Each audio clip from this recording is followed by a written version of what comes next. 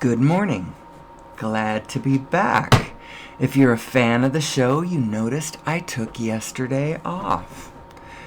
I was feeling a little low energy yesterday morning, and I decided to just back off a minute and let my natural desire bring me back to the show. When I was ready to say something, when I had the energy to do it, it would come back. And so here I am. And I've been pondering what angle to take this. Because, okay, the show is Who Am I? Who am I? Who am I in reference to source energy? And we're going to talk about that for the next hour or so. I think I've settled in on my show should be an hour long for a little while. I still have plans to do my marathon. We'll see how that goes. But I've been pondering what helpful angle can I come about this? Who am I? Who are we? What are we doing? What does success look like? Now, when I say that, I don't mean materially. I don't mean the result of which. What does success look like? I mean, because it's going to look different for every person. For every person, the material specifics are going to be different. Success isn't going to look the same to you and me. But in general, and fundamentally speaking, success for humanity looks like, it's hard for me to get away from this. It looks like a philosophy. It looks like a particular philosophy. But it's like a general philosophy. Like this. This is what I mean by a general philosophy. So, I think that a great deal of the problems being caused on planet Earth are being caused by a mistaken philosophy. But when I say mistaken, the fact is the universe is so very unconditionally supportive that even if you take this philosophy that I'm going to call mistaken, the universe is going to echo back as though it's going to support you in it. It's going to create the structure that you're believing in. And so you're going to go, what do you mean? What do you mean this is a wrong philosophy? It's an absolutely right philosophy. I play it out and I can see it all the time. It absolutely is a right philosophy. What philosophy am I talking about? I'm talking about the win-lose. The winners and losers. The win-lose philosophy. That's what the paradigm we're supposed to be playing. And the survival of the fittest. And it's always a competition. All of that, it's a very destructive philosophy. And although the universe will support you on it and create plenty of losers to confirm, it will create plenty of winners and losers. And you'll go, well, obviously it's a win-lose paradigm. But the actual winning philosophy is one that echoes and parallels the actual nature of the field more. And that is the win-win. The win-win. Play it like a win-win. And we are all winners. You play it like a win-lose and half of us are losers. And you know what? I think that's what it felt like just a couple weeks ago with that stupid election we just had. It felt like a bunch of winners and a bunch of losers, because that's the way that side of the game, the one who won, is playing it, win-lose. And we're starting to play, we play it that way too. Who's us and them? We and them. There is no us and them, ultimately. And yet, of course, obviously, on some level of the game, there is that kind of play, the us, there is a kind of an us and versus them, but there really isn't. There's never an us versus them. We don't have to be in conflict with one another ever, and it's a philosophy problem when we do. So I've been having technical difficulties, so I backed off the live stream. I haven't been live streaming, and then yesterday I didn't do anything. And earlier this week, I dedicated a whole day. I made a show for somebody in my life that I wanted to say something to. And so I made them a show and posted it unlisted and sent it to them. And so the public didn't see me talk that day. So, who am I? Who am I, and what does all of this have to do with anything? It has to do with what I think the fundamental nature of who we are and how that plays into our politics, our psychology, all of the systems that we have operating everywhere around the planet, assisting us in our superorganism activity. You know, who we are as a collective being. Now, I claim all the time that our government is not where our ultimate success or failure is going to reside. However, the reality of it is that our government self is who we are as a collective self. It's the spirit of it. It's who we come together as a group and decide what we want to collectively do, what we want to collectively build and create. And so it does matter. Our government self does matter.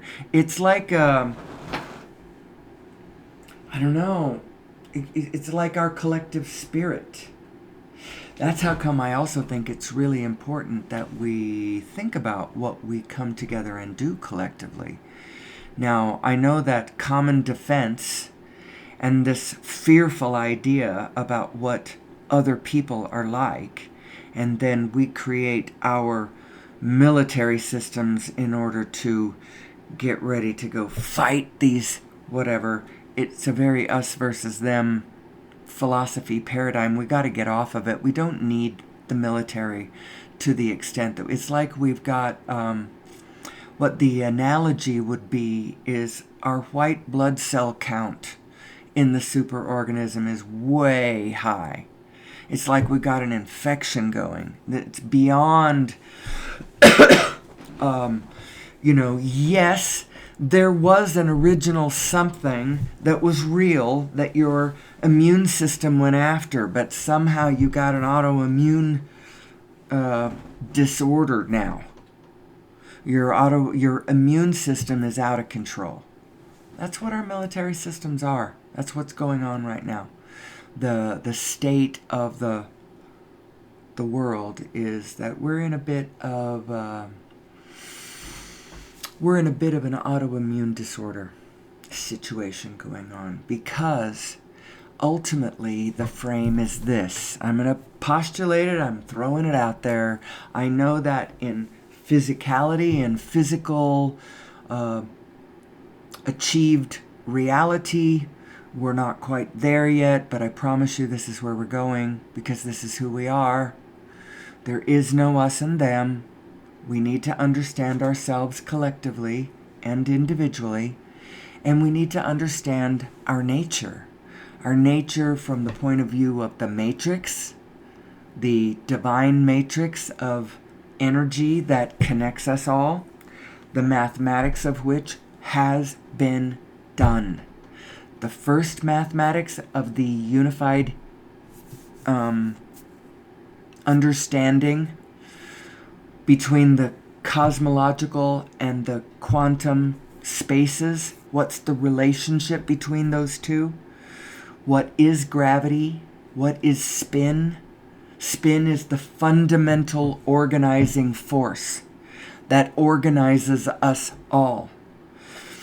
And our understanding of it in physics, and then draw back into an understanding of it through philosophy, and then look around you in physicality and understand it as you start working organizations, as you start pulling organization together, because that's what, with human society, it's all about organization. How are we organized? On what spirit is it organized? What's the frames, small and large, and how do they move from the small to the large? How do they incorporate one another as they dial back and forth from the large to the small organizations, and how they plug into the large organizations? It's like modular. How does this all work? What spin am I going to put on my life? What's the story I'm going to tell about who I am? What's the story I'm going to hear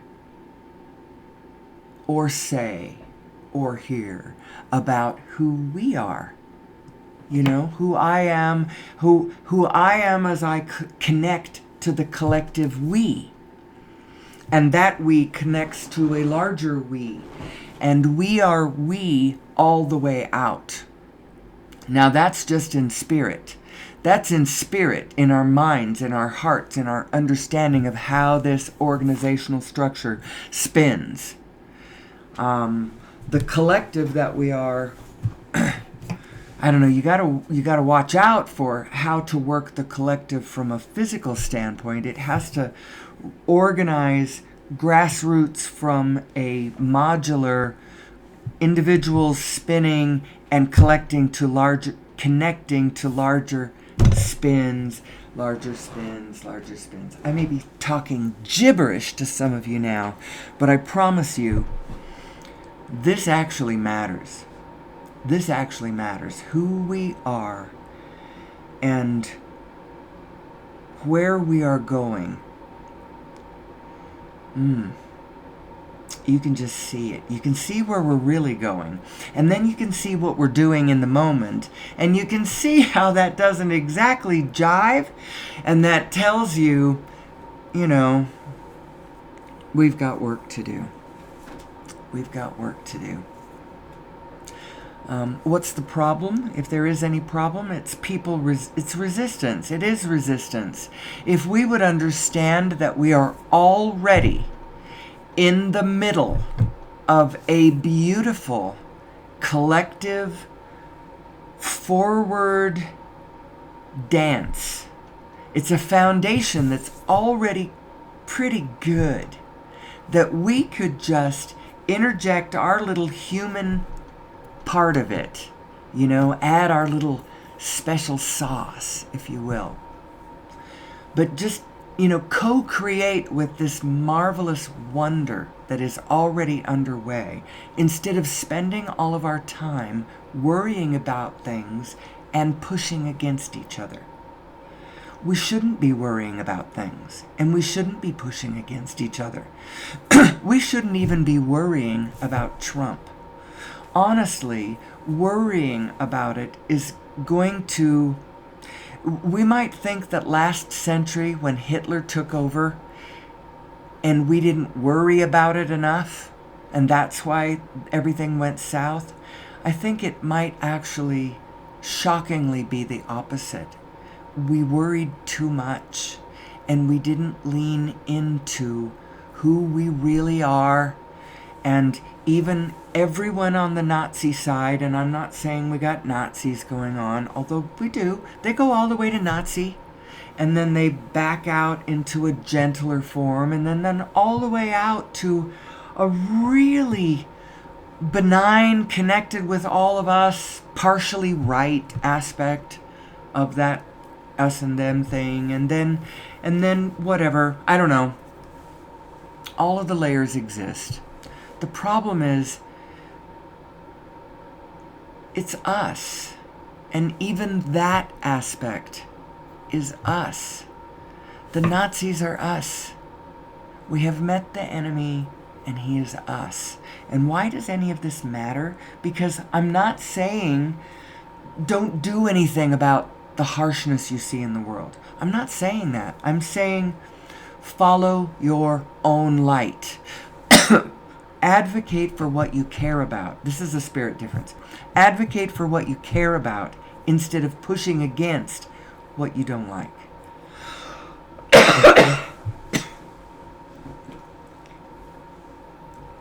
Subtle but extremely important difference. And it goes to Abraham saying all the time, only think about what you want, only think about what you want, only think about what you want.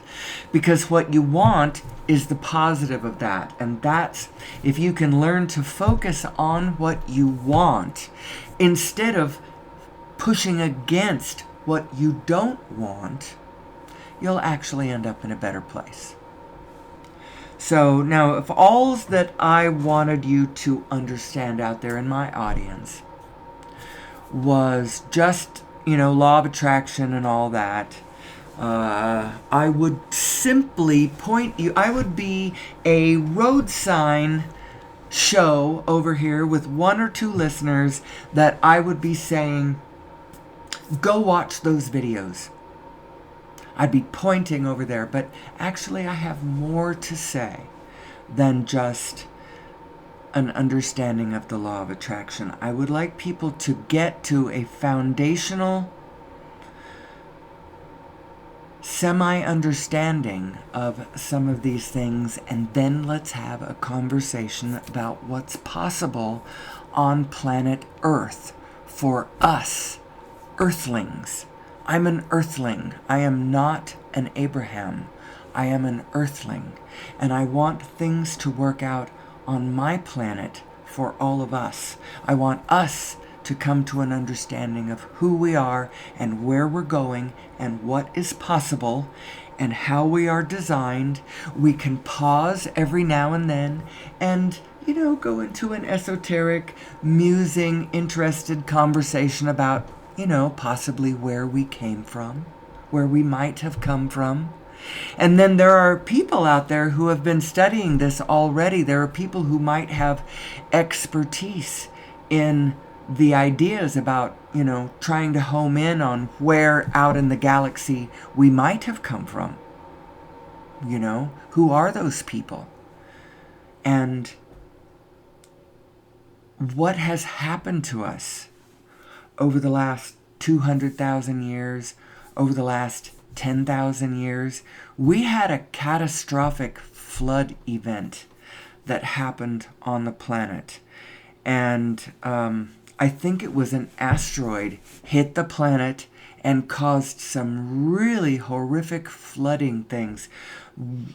Flooded Atlantis got washed away.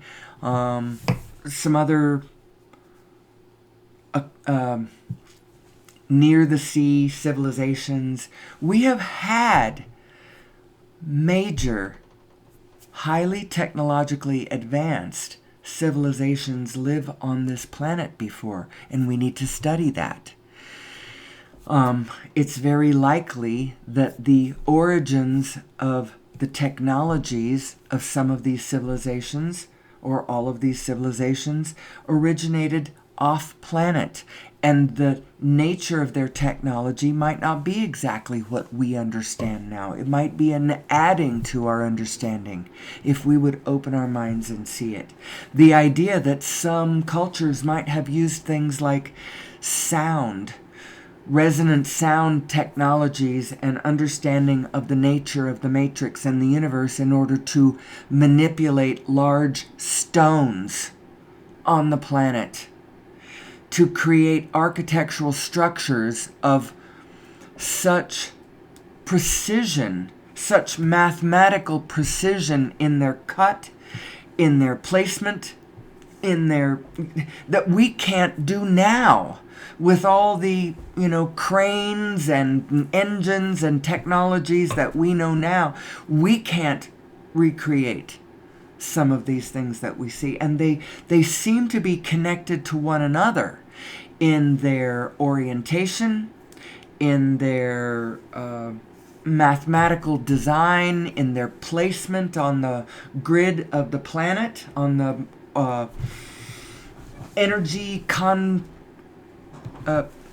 vortices of the planet. There's all kinds of things that conventional commercial us has not acknowledged. And you can tell that, but go down to your local natural history museum and see how cutting edge it really gets. See how far to the edge of possibility that it hasn't gotten nearly as far as it could have. I haven't actually been to a natural history museum, but I haven't heard any hear ye extra moment, hear all about it. You know, we believe in extraterrestrials now, and we're studying our... Now, there are tendrils of us starting to do this. Go watch Ancient Aliens on... what is that on? Is that on National Geographic? Or I'm not sure what channel that one's on. And there's stuff over on Gaia, lots of stuff. There are tendrils of us that are studying this, but collectively we've not gotten there. And we need to. We need to open up our minds and open up our senses to a bigger story of who we might be and where we've come from. We need to understand where we're going. Where are we going? Well, I'll tell you where we're going if we're going to head somewhere that I want to go. We're going to succeed. We're going to succeed in Project Humanity, Project Who Am I? And we're going to make it to the place where we collectively understand that we are all in this together, and we just understand it from a spirit standpoint. This all in this together thing is a spirit thing. It's a spirit. It's not necessarily a physical structure that physically links us together.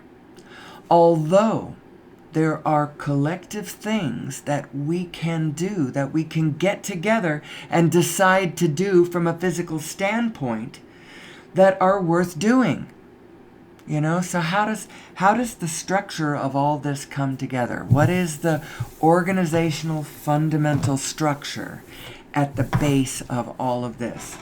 I have a feeling that that's part of what I am exploring, and I am going to be finding in the days to come, in the weeks to come, the body of work that I am going to put out in this Who Am I show throughout the distance of my life is going to lead me to a really basic, fundamental understanding of the organizational structures of humanity and how to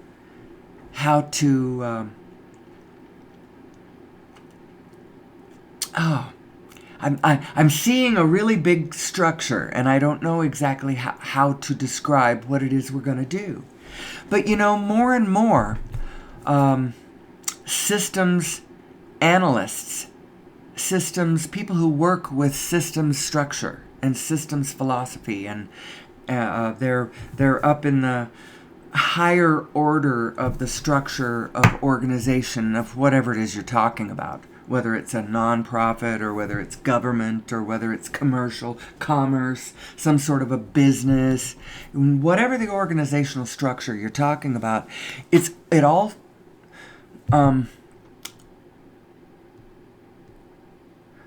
is becoming more clearly understood that what works best is modular pieces at the small point that plug into larger systems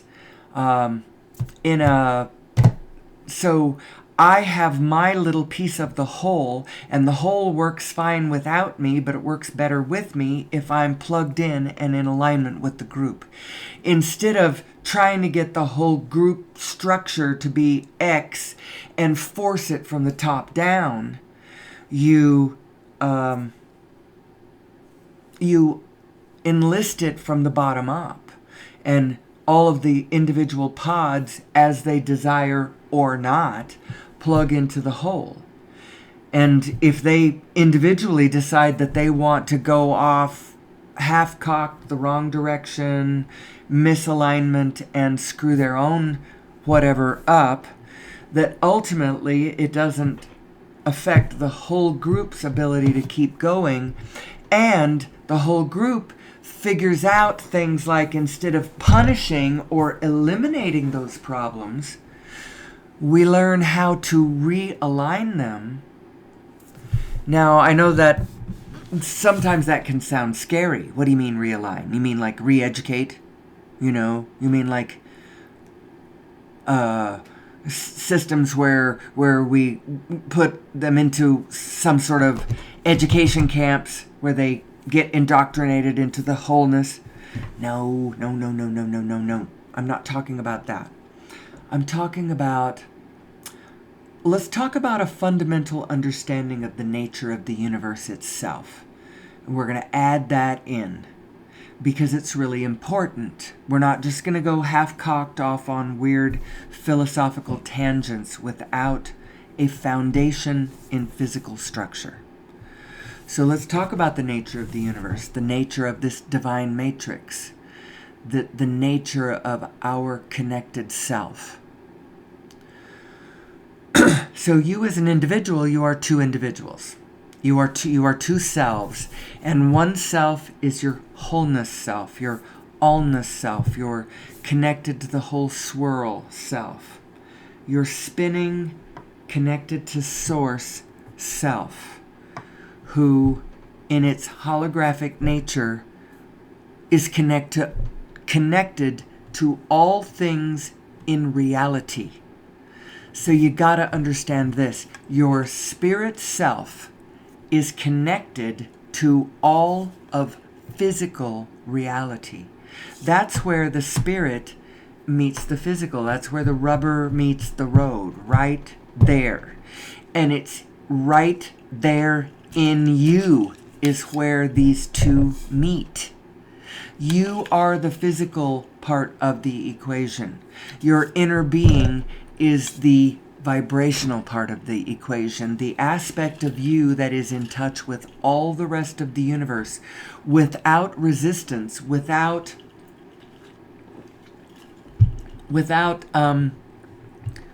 mistake. In absolute perfection is it connected. What I mean is, it doesn't have any of it wrong. Not even one molecule does it have wrong. It absolutely understands who we are, our value, where we came from through time, the importance to reality of what our lives are. Your inner being knows all of that, knows where you came from, knows where you're going, knows your absolute place in the physicality of all of it right now. There is no question to your physical mind, to your source mind, there is no question of the value of your physical self to this equation. You are here because all is perfect and you are needed. You have value. Every one of us does. Even the ones that you think are bad players, that are shithole players, or and this is where some of the philosophy of Mr. Trump is going to be wrong. Some of us are wrong in our philosophy, and yet none of us are wrong in a way. I'm air quoting the word wrong now, because the universe is going to unconditionally support you, whatever philosophy you've decided. So, but I want you to know how the matrix is playing, how the wholeness is playing. It's playing like a win-win-win-win-win-win.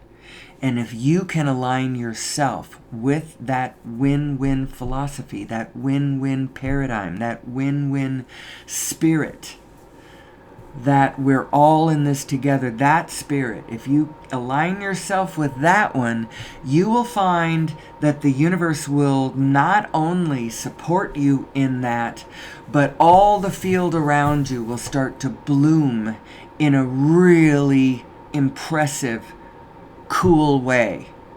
Because it is the ultimately better paradigm than the win-lose. The win-lose paradigm, think about it, creates a bunch of losers. Half of us are going to be losers, if not more. It ended up being more than half of us were losers. Well, actually, if you go back and dissect what happened during that World War, because part of what my whole position is, and I really need to be on the air longer than an hour to really get to all of the places where I pull this all together. Part of my whole who am I thing has to do with retelling the story of our past. To tell it in a different way so that we don't replay it again in real life, because it was really awful. It was really awful. That war we did last century. Which one do you say? Because they were simmering all century long. Yes, that's true. The one I'm talking about is the one that we most commonly call World Wars I and II. That's the war I'm talking about. It was actually one war where the whole world participated. And they did it twice, but it was actually a continuation of the first one. The second one was a continuation of the first one. And we all were invited to that second seating by none other than Adolf Hitler, who was not through with World War I. The part one of that war, he was not through with. They convinced him that this ideal of Germania, this Germanic spirit, was worth fighting for, was worth dying for, that this, I don't know, they convinced him of this philosophy and this paradigm. And then they sold out. They said, oh, you know what, we can't do this, so we're just going to settle. And then the whole world dumped on Germany. Absolutely. Oh, they're going to take the blame for it? Good. We're going to hand it all to them. And most of the debt. All of the blame, most of the debt. And it was a really rough time for humanity in general. We were just finding our way. Just finding our way as a truly organized, super organized system. We were just finding our way, and nobody had any idea where we were going, what was possible. The 20th century in front of us had not happened yet. There were still many things from the 19th century in place. You know, aristocracy and service was a really big part of the organizational structure of humanity. You know, it was almost serf-worthy still. We had the small farms with the individuals out in the farms, and then we had, you know, the big houses and their structure, and the women were still absolutely oppressed. People of color, absolutely oppressed.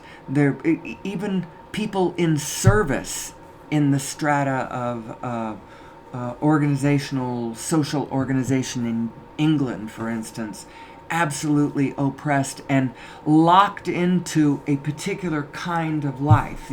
They couldn't get out of their roles. Nobody could.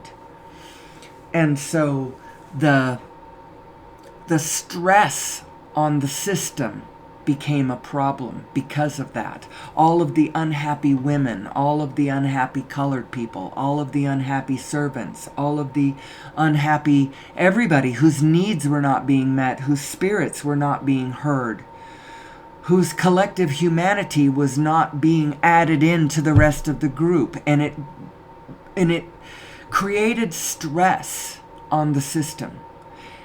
And then things happened, an archduke here, a sinking of something there, I don't know. The different things that happened that ignited this war and that war, and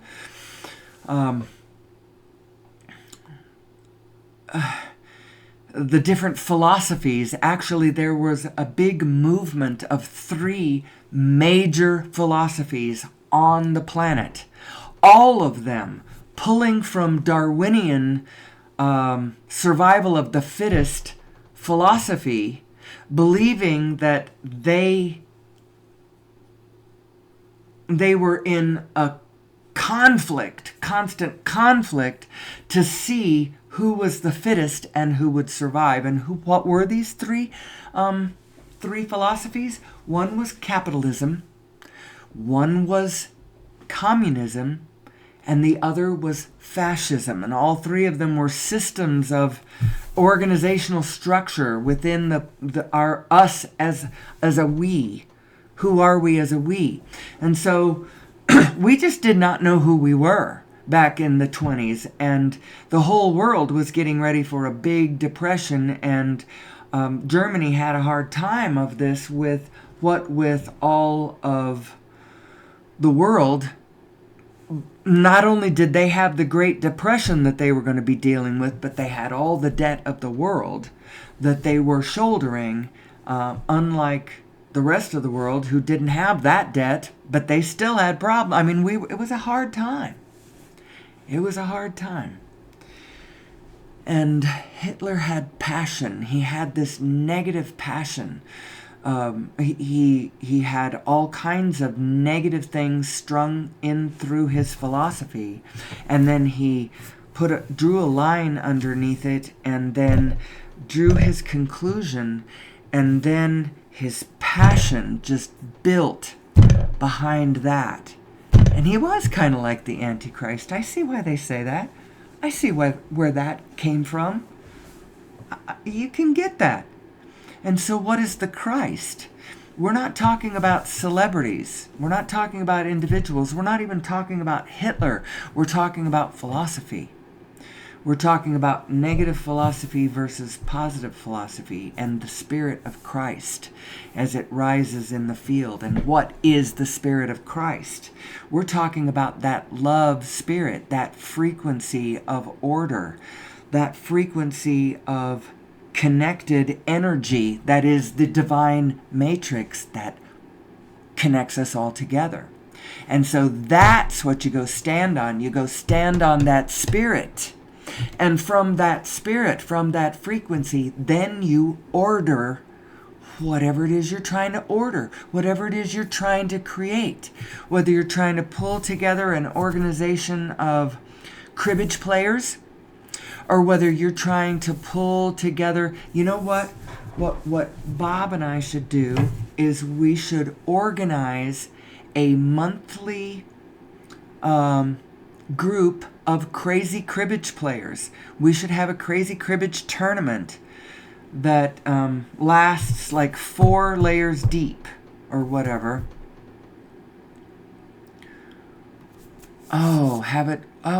This is lovely. I'm going to think about this later. And then invite people to come and join us and teach them how to play crazy cribbage, and then whatever. Anyway, whatever structure you're trying to pull together, whatever organization, you pull it together from that principle. It's the spirit at the center of the organization that matters the most. The spirit at the center of whatever the endeavor it is that you are trying to accomplish. The spirit at the center of it is the most important thing. That frequency, that win-win, that we are all in this together, that we are connected, that we are connected spirit. That's who you are. So, how do I think that this is going to get us to everywhere we want to go? Well, it's going to get us that way in a lot. I could point to the absolute practical. all of the freedom from fossil fuel, and it's not just freedom from fossil fuel, because we'll still have fossil fuel. There's a whole lot of fossil fuel running engines all over the planet right now, and they're going to keep running for a while. There's going to be less and less fuel to run them. We're going to quit digging it up, and we're going to quit refining it. We're going to start converting engines to,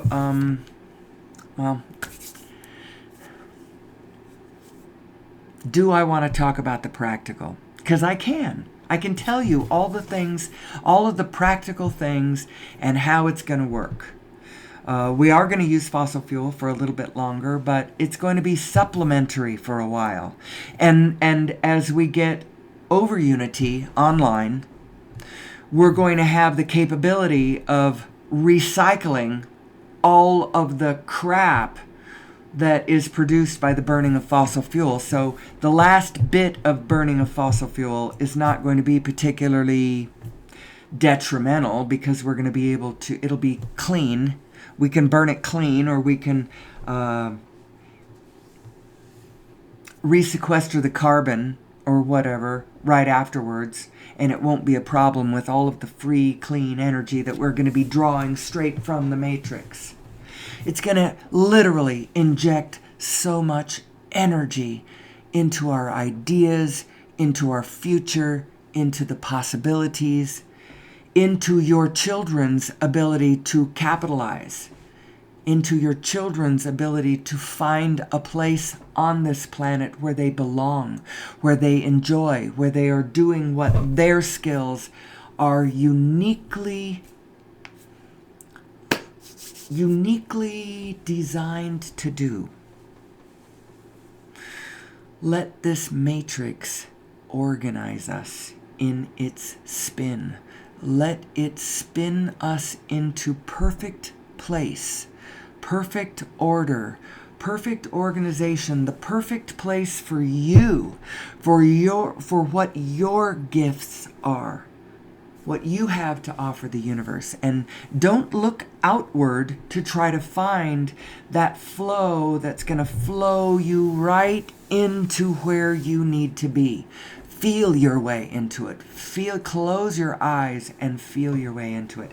This might be the meaning of me losing my eyesight. It's the universe saying, close your eyes and feel your way into the perfect place for you specifically. No matter what the condition, you will find your way.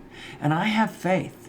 And you, my listeners on this Who Am I show, are going to be the first ones that will hear all of the physical good news as my life unfolds, as our collective life unfolds through me.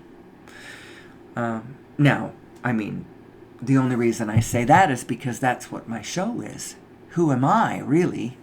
Ultimately, as I ask the question, who are we? Who am I? What does it mean to be a human being? What does it mean to be a human being? What are we here for? What is the object of the exercise? Personally, I thought of that one.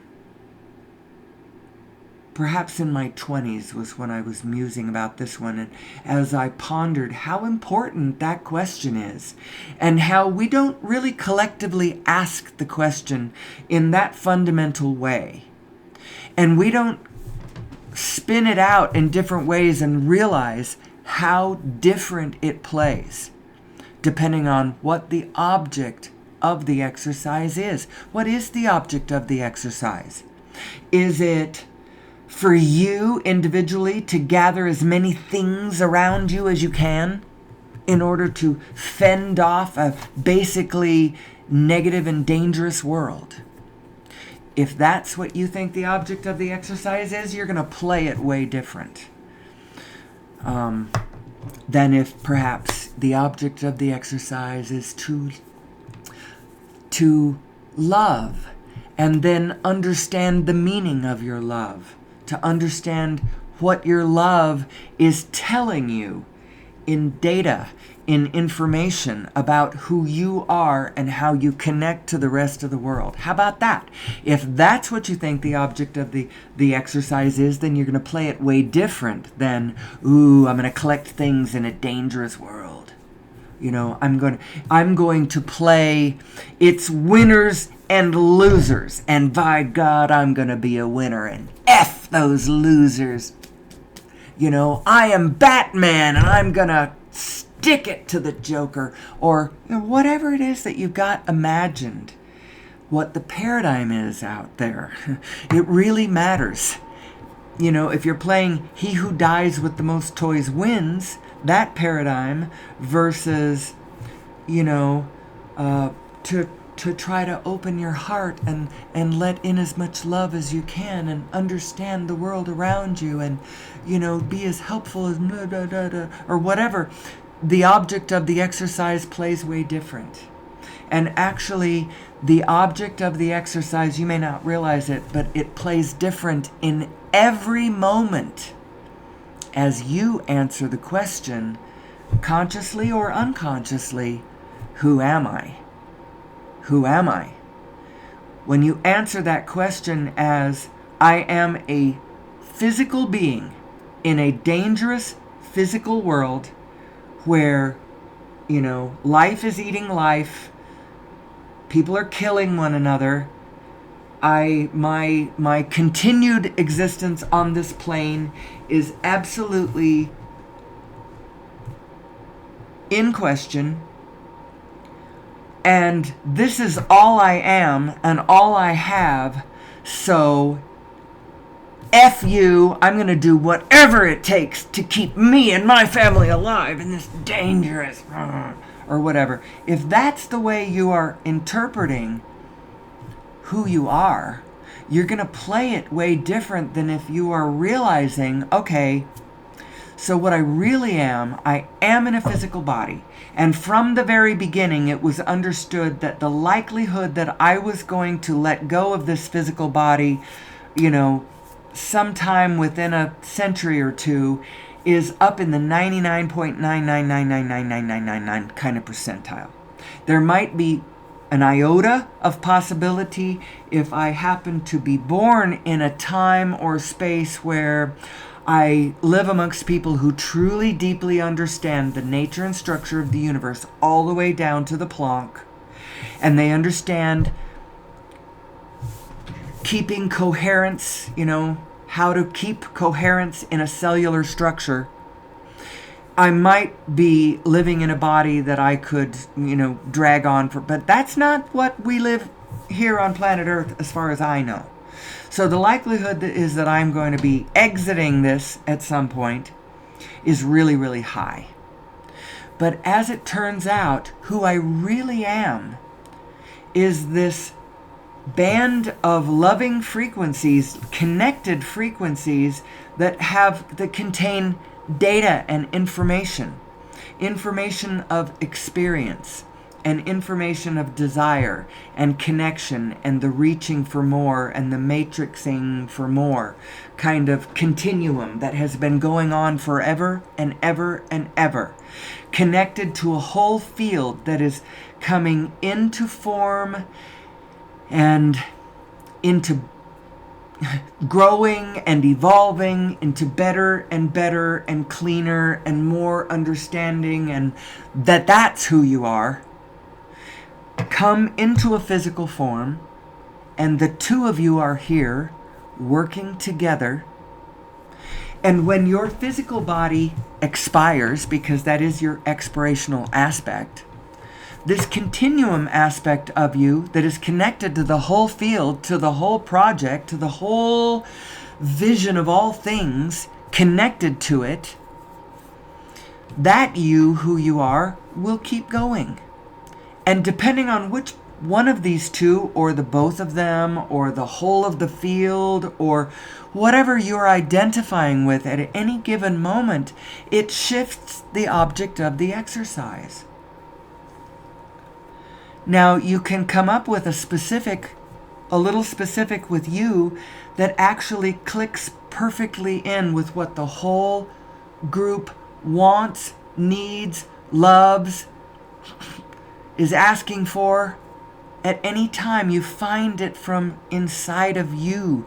Your inner being is dancing with the inner being of all the rest of the group. We are all in this together, and we are inextricably linked already. And that's why we don't have to do the communist thing.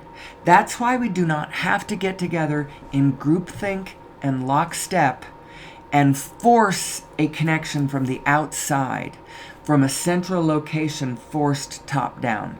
That's not what we need to do. What we need to do is connect in loving spirit, in understanding of who we really are, as frequency, as vibration, as love, as the divine matrix that connects us all together. And from that position, then we start imagining the possibilities of what we can do here on planet Earth. We can plug into source energy.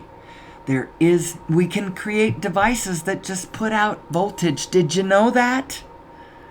We don't have to be burning, BTU for BTU. We don't have to be burning fossil fuel and then run that energy through wires to houses so that then I can plug my stuff in and my lights turn on. We don't have to do it that way. If you really understand the physical structure of the physical / non-physical universe, you would understand that we don't need to burn fossil fuel. And we don't need to push against it either. And we don't need to convolute in a jillion other ways. Green energy, I'm air quoting green energy, is bullshit anyway. The kind of green energy that they are allowing us is bullshit. And so for us to fight them to keep that is also crazy. The solar, wind, all that stuff, it's obsolete. It too is not where we need to be going, because we don't need to have a future where every house has to be wired with a certain kind of first world infrastructure wiring so that you can get your first world power plant down the road, the power from there through transformers down wires into your house. You don't have to do that.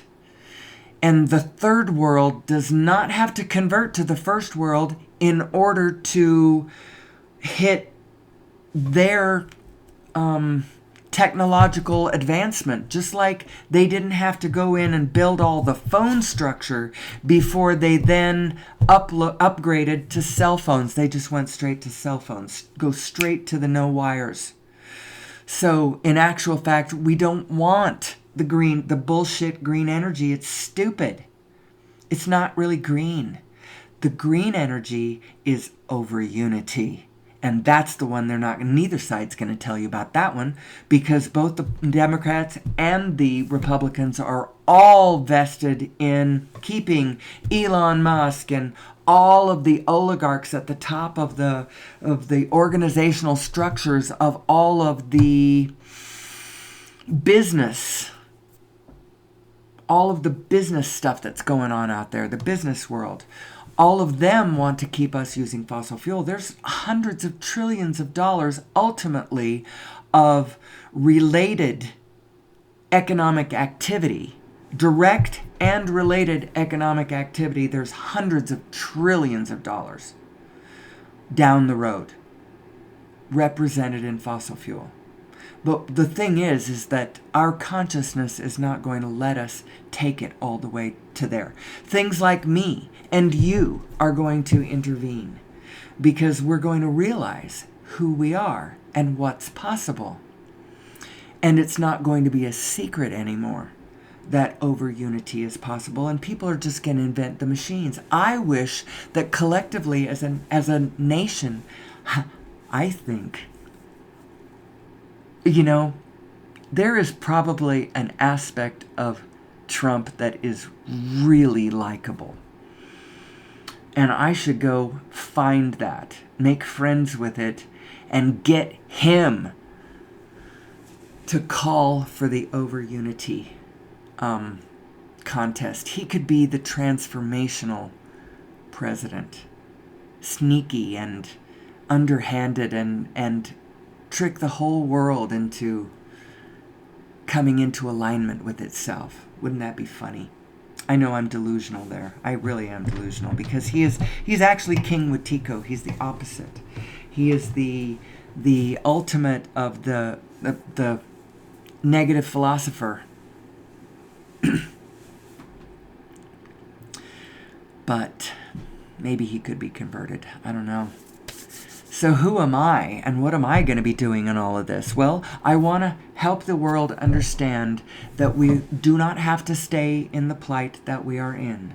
That whoever you are, if you are within the sound of my voice, know that you yourself have the ability to drive your own starship into whatever universe you want. You don't even have to think of it as you create your own reality.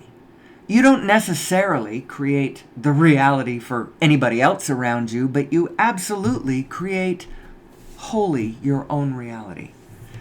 How you connect that reality to the bigger reality, well, that will determine whether you are seen ultimately as having been a big person or a small one. And history will sort all of that out. What's the last thought I want to leave you with before I end the show for today? Because, like I said earlier, I'm going to move into hour-long shows. I think for the moment that will suit me and my schedule more perfectly. I still have an ambition for a seminar show at some point where I do a marathon. Go for a whole day and cover every topic that I find dear, from divine autonomy and what I really mean by that, and how the concept of divine autonomy, when you use it, when you get into it and man your two spins from the center of your spin and intentionally build that positive momentum, how you start to create a force field around you of protection that helps protect you from an admittedly dangerous world. It is a dangerous world, but you know what? When you understand who you are, how everything works, line yourself up correctly, get that divine autonomy going from the inside, work your positive mojo, your positive life sweeps you down with the flow, and you have a good life, a good positive life. And at the same time, we all expand and it all gets better. That's how it works. That's how it works. You work your individual magic, and collectively, we just start to get better. One seed at a time. And so, where are we? Who am I? I'm almost to an hour. So I guess I'm at the point where I could leave us with our final thoughts. Who am I, you might say?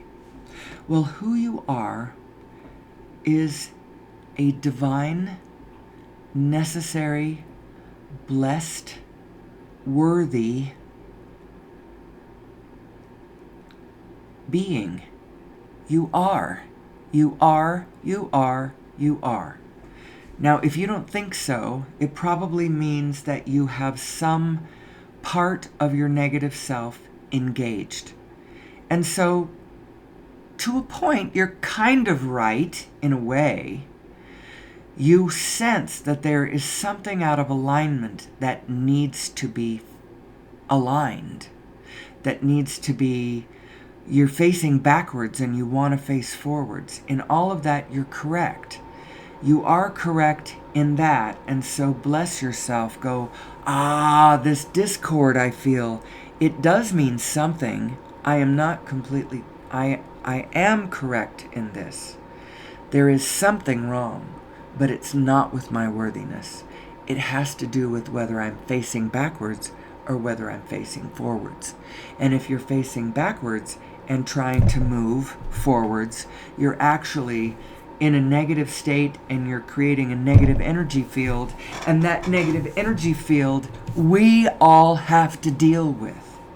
That's why it's really important for all of us that we come to a general understanding of who our negative self is and who it isn't. It isn't bad. It's just